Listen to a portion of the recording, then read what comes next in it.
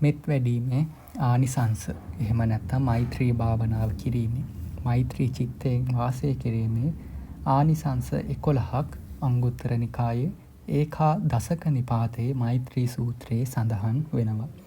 ඉතින් පළවෙනි අනුසස් දෙක වන්නේ ඔහුට සුවසේ නිදා ගන්න පුළුවන්. ඒ වගේමයි සුවසේ පිබිදීම සිද්ධ වෙනවා. ඒ කියන්නේ නින්දට යෑමේදීත් ඒ තමන් ලබන නින්ද සුවසේ ලබන්න පුළුවන්. තමන් නින්දෙන් පිබිදීමේදී ඒ පිබිදීමත් සුවසේ ලබන්න පුළුවන්.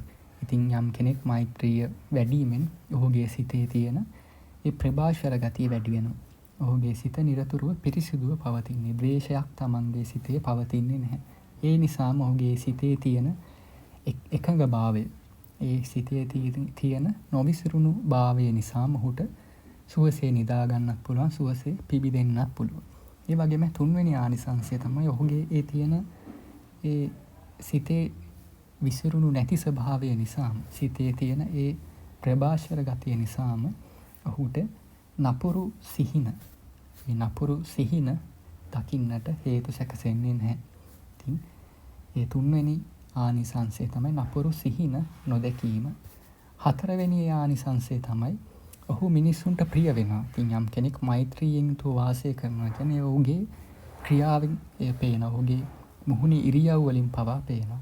ඒ වගේම ඔහුගෙන් ඒ නිකුත් කරන ඒ රශ්මිය, ඒ මෛත්‍රිය තුලින් බලවත් වෙනවා. ඒ හේතුවෙන් මිනිස්සු ඔහුට ආකර්ෂණය වෙනවා. මිනිස්සුන්ට ඔහු ප්‍රිය පුද්ගලයෙක් වෙනවා.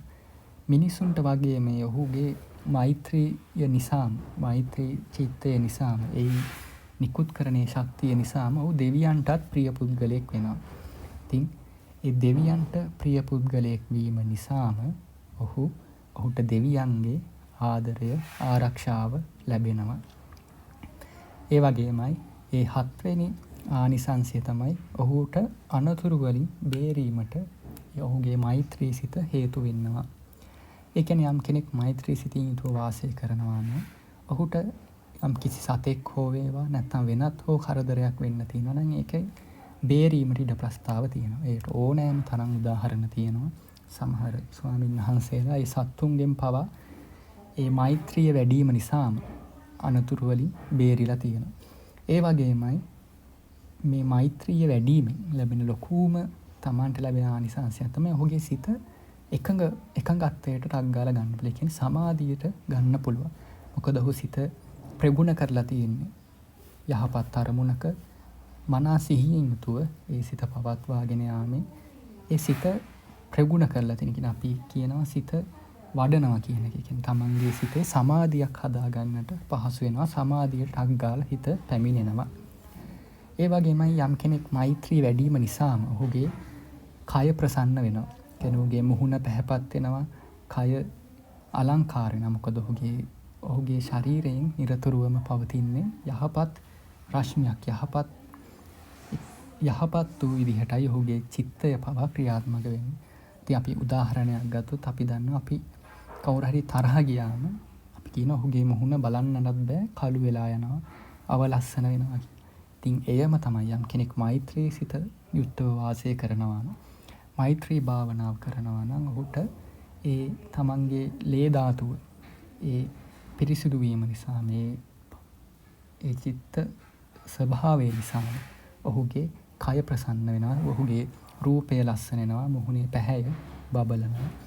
ඒ වගේමයි යම්තාක් මෛත්‍රී භාවනාව කරන පුද්ගලයෙක්ට සිහිමුලා වී ඒ කලුරිය කිරීමක් නැත්නම් මිය යාමක් සිද්ධ වන්නේ නැහැ. ඔහු මනා සිහියෙන් යුතුව ඔහුගේ අවසාන නිමේෂයටත් මුහුණ දීමට මේ මෛත්‍රී භාවනාව හේතු වෙනවා. එහි ආනිසංසයක් විදිහට.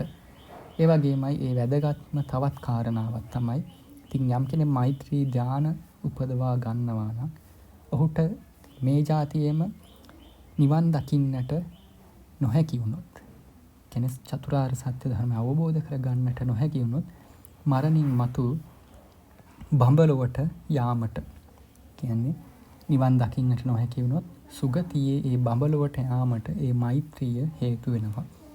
ඉතින් මෛත්‍රිය කියන්නේ ආගමක්, ජාතියක්, කුලයක් නැතුව ඕනෑම කෙනෙක් බොහෝ ආගම්වල ප්‍රගුණ කරන දෙයක්.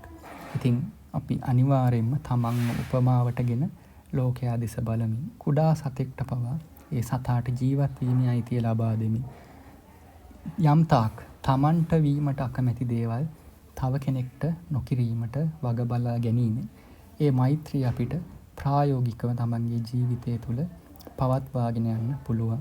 ඒ වගේම තමන් ජීවිතයේ හුරුවක් විදිහට ඒ මෛත්‍රී භාවනාව ප්‍රගුණ කිරීමෙන් තමන්ගේ තියෙන ඒ මානසික පීඩාවන්, කායික පීඩාවන්, රෝග ආදීන් මිදීමටත් එයින් යම්කිසි සහනයක් ලැබීමටත් ඒ සියලුම කරුණු ඒ මෛත්‍රී වැඩීම තුළින් හේතු වෙනවා.